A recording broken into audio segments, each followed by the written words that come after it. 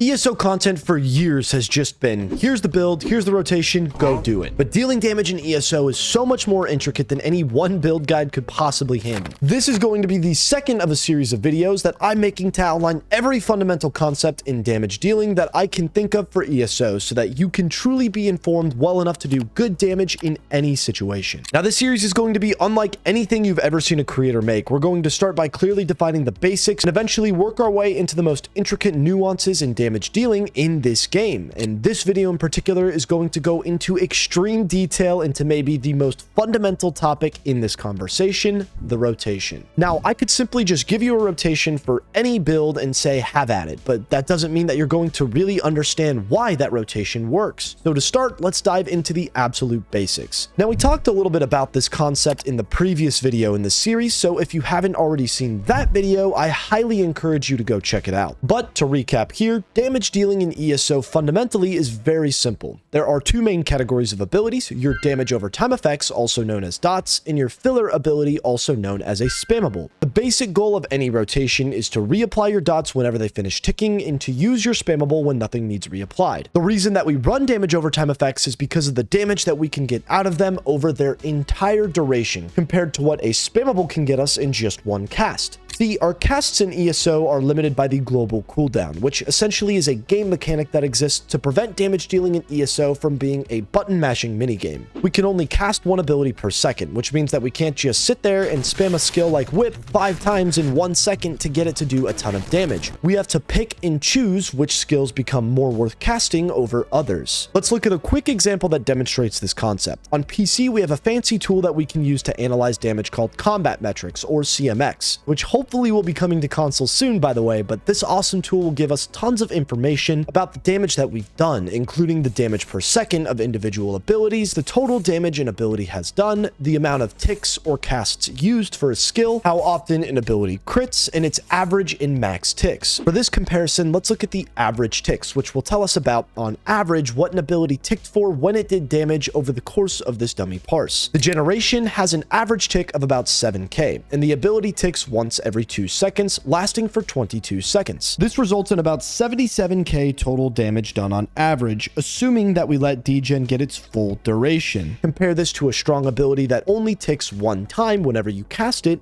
Whip. Molten Whip, for example, will do an average of 52k per cast. This means that 1 cast of degen is worth significantly more damage on average than 1 cast of Whip, assuming that we allowed degeneration to get its full duration. What happens if we reapply degeneration early, you ask? Well, if we reapply it 11 seconds in, halfway through its duration, instead of our cast of degen being worth 77k, that initial cast is now only worth 38.5k. This makes that cast of degen worth less than a cast of whip. So logic would dictate that if we want to maximize the amount of damage that we do with any build, we want to allow our damage over time effects to get their entire duration so that they can get each and every tick of damage. However, these damage over time effects are worth a lot more damage per cast than our spammable, so they are an absolute priority to reapply whenever they do expire. And now we can better understand what a rotation is and how it works. Fundamentally, the goal of any clean rotation is to reapply the damage over time effects on your bar setup as close to its expiration as possible, allowing the timer to hit 0 and then attempting to reapply it right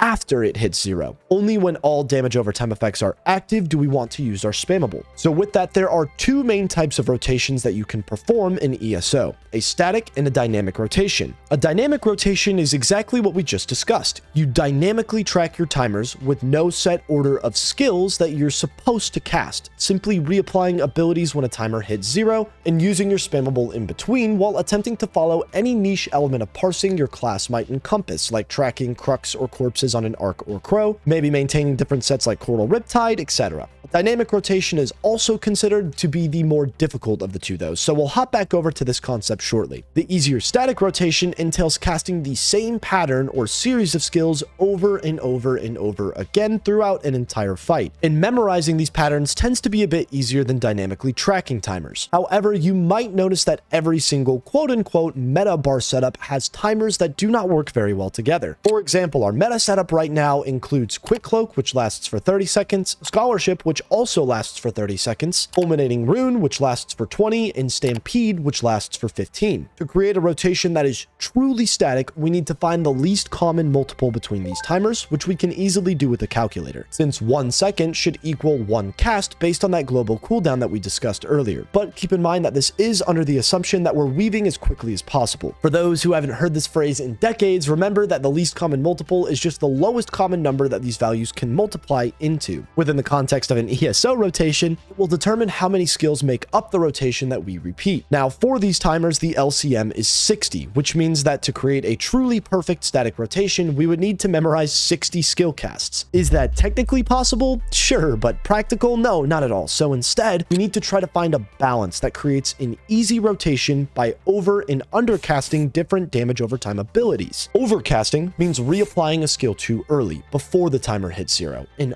undercasting means reapplying the skill too late, after the timer hits 0. In this scenario, I would probably build a 30-second rotation, lining up Cloak and Scholarship, recasting Stampede twice within that 30-second window, and undercasting Fulminating, allowing it to fully expire. Now, this is the reason a static rotation will never be quite as strong as a dynamic rotation. In some rotations, we lose value in reapplying some dots early by not allowing them to get their full duration, not only losing ticks of damage from the skill itself, but also losing damage in the spammables that we could have used there instead. In this particular example, we lose damage on the other side of this equation by allowing some dots to fall off for a little bit too long and therefore not do any damage at all within that window. Most static rotations that I've been able to build will only be about 5k DPS off of a dynamic rotation. But don't let that small value fool you. If 8 damage dealers in a raid group lose 5k damage per second by all using static rotations over the course of a pretty average, say, 3-minute fight, 5k DPS times 8 damage dealers means that the group loses 40k DPS. Times 180 seconds, the group has lost 7.2 million total damage done, extending a fight by nearly 10 seconds. And by the way, this assumes that everything else is perfect, which is rarely if ever the case. And 10 seconds might not seem like that big of a deal, but let me tell you, I would have lost many trifectas in quite a few pieces of content had some of these more difficult and intense fights gone on for even 10 seconds longer. In the Dreadsail Reef trifecta that I healed, 10 more seconds means that the third bridge mage blows up the group and we wipe at a super low boss HP. 10 seconds more of an Onsel hard mode fight likely means another banish or another Wrathstorm at a point in the fight where we've cycled through all of the defensive ults that we have.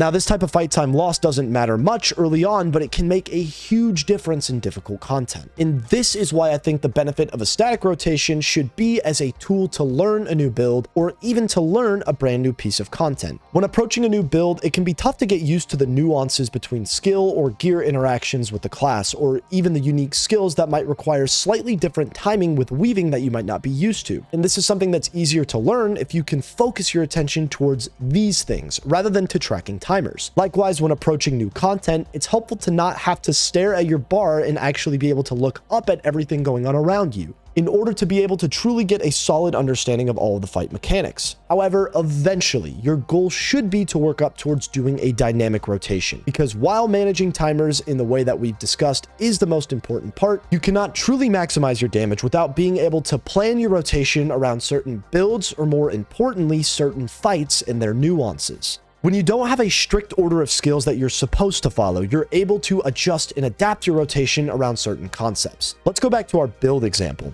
Outside of simple timer management, to maximize your DPS, you're going to want to make sure that you're keeping track of cruxes, because Banner's 5-second timing will sometimes mean that you don't need to flail at all between beams, or that you might even need to flail twice between beams depending on how your crux procs. As another example, when running Exploiter, you'll want to keep track of the off-balance procs and try to somewhat plan out these phases in a way that allows your timers to all be active so that you can get as many ticks of Fate Carver as possible to be buffed by Exploiter during this window. You might need to even keep track of sets like Null Arca in its cooldown so that you can try to stack ticks of damage in a way that lets the set proc instantly when the cooldown is over in order to get more Null Arca procs throughout the course of a fight. And you'll even want to try to keep some idea of your Maelstrom Greatsword buff, keeping in mind that other things might be worth reapplying more if the 15-second stampede is going to run out, but not the 18-second VMA Greatsword buff. And these are just a few rotational nuances to keep in mind while parsing, and while you can build a static rotation in a way that attempts to maximize all of these concepts, you can never truly min-max the damage potential of a class without playing these concepts situationally. Now, if you've never attempted a dynamic rotation, this might sound complicated and daunting, but the truth is, mastering that one fundamental concept of managing timers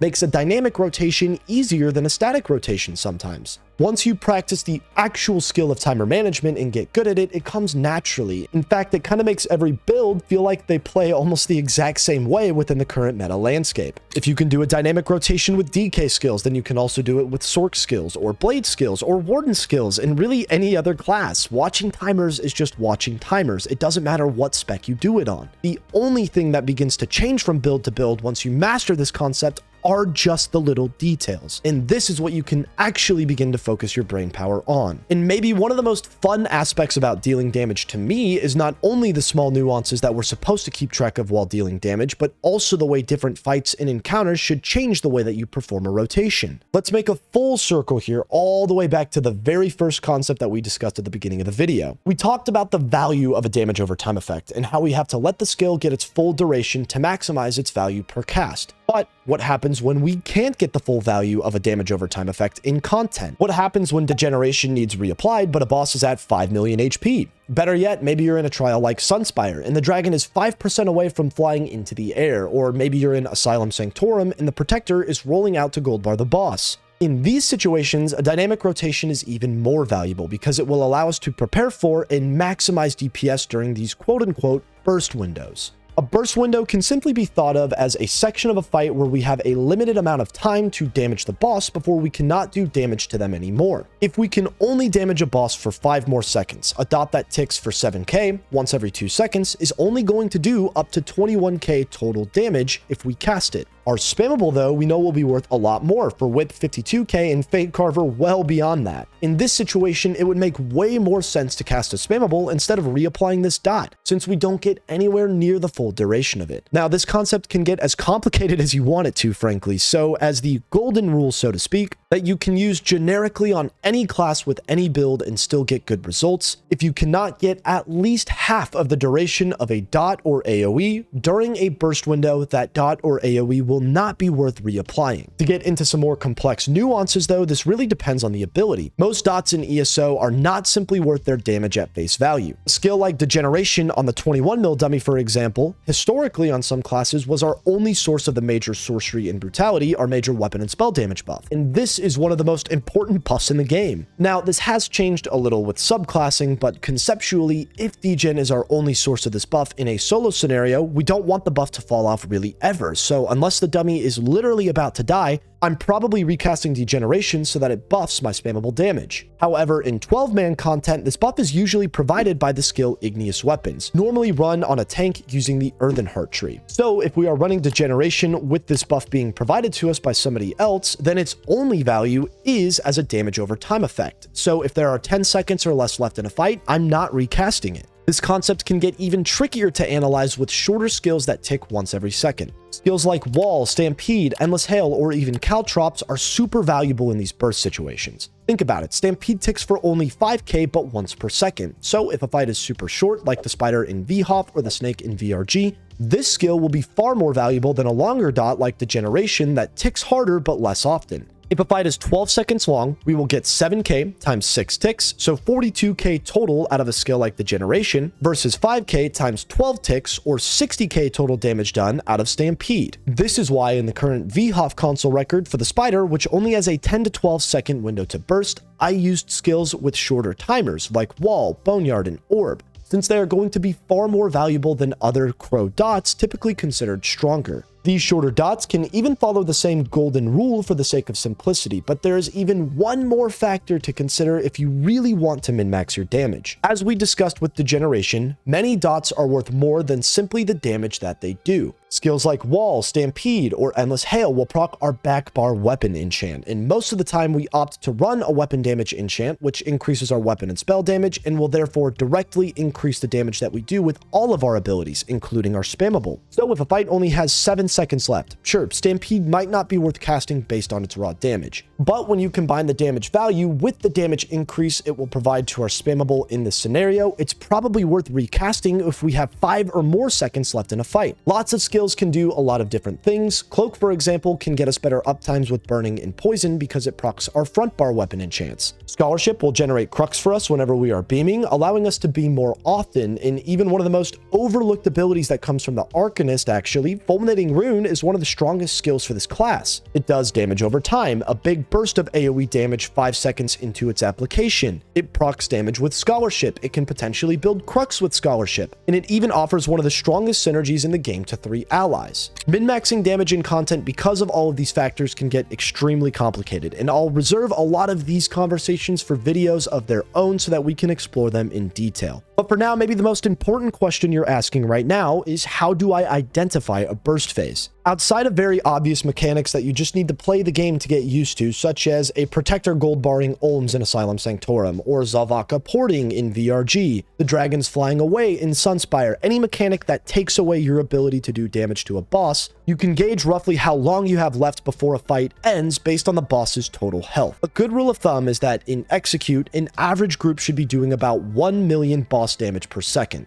This is obviously going to be a lot higher in advanced groups and a little bit lower in newer groups. But if a boss has 10 million HP, think of it as 10 seconds left in a fight. 7 million HP, 7 seconds left in a fight. If you think about the boss's health in that way, you'll be pretty consistent in gauging how long you have left in a fight and be able to burst a little bit better. But for now, we're focusing on the basics, with this video being the second of a 10 video series that I'm making to teach you exactly the way that damage dealing works in ESO, with details that nobody has ever explained to you before finally making their way into the limelight. At some point, there's going to be a video right here to go over the next most fundamental topic for damage dealing, which is weaving, perhaps the most confusing and misunderstood fundamental in the game. If the video's not there yet, don't worry, hit that subscribe button so that you can be among the first to see when it goes live.